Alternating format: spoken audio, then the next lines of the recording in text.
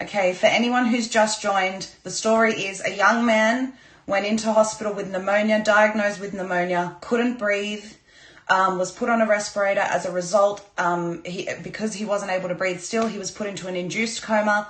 Then he woke up from the induced coma, and the story goes on.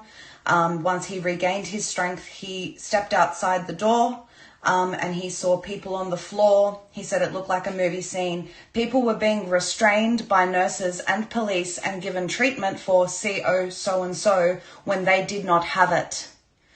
He said that people were screaming, "I don't have it. I tested negative."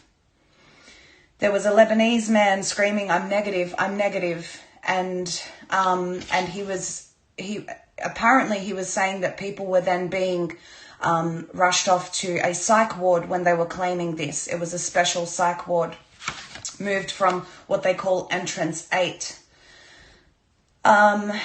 He said, he didn't understand why there were police holding people down for forced treatment. And he said no one was allowed, obviously, to visit their family in there because it's a CO so-and-so ward. So no one really knows what's going on. He said the nurse that saved him, well, one of the nurses was being good to him. And she said to him, I'm the one that saved your life. And she said that on his death certificate, because while he was in an induced coma, he actually died for 5 minutes. On his death certificate, they declared it a CO so-and-so death, but it was not. He had pneumonia. The nurse told him that this is what they're being asked to do, this is what they're being paid to do, and that he just needs to play along so that he can get out safely. He said that many nurses are aware of what's happening, but they're too afraid to speak out. His partner, he was having conversations. Yeah, Matt, this is in Australia, here in Sydney. He said that nurses were coming in while he was having conversations with his loved ones on the phone, and acting really strangely, so he would have to cover up his conversation whenever they walked in. And he said to his partner, who said, "I'm coming to get you out of there," he said, no, don't, just let me play along. If I want to get out of here, I just have to play along with this game. So that's the story. He says that he wants to do this live.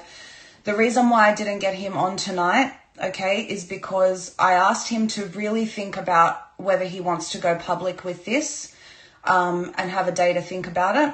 Because I think if he comes forth with his face, he's putting himself in danger. He says that he wants to do it regardless. He's a very brave young man.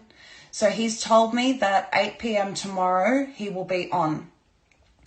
Yeah, it's like a movie, Nikki. It's like a movie. What I need you guys to do is make as many people aware as possible to try and get them on my account at 8 p.m. tomorrow night. I'm going to make a backup account right now just in case, if everyone can follow it and get as many people on to hear this young man's story. We have to tell people what's going on. People need to know that these stories are true. Yeah, it is huge. It is huge, the woke mama. He's 19 years old, Nick. He needs a lawyer. Ziggy, well, I get him to speak to Zev.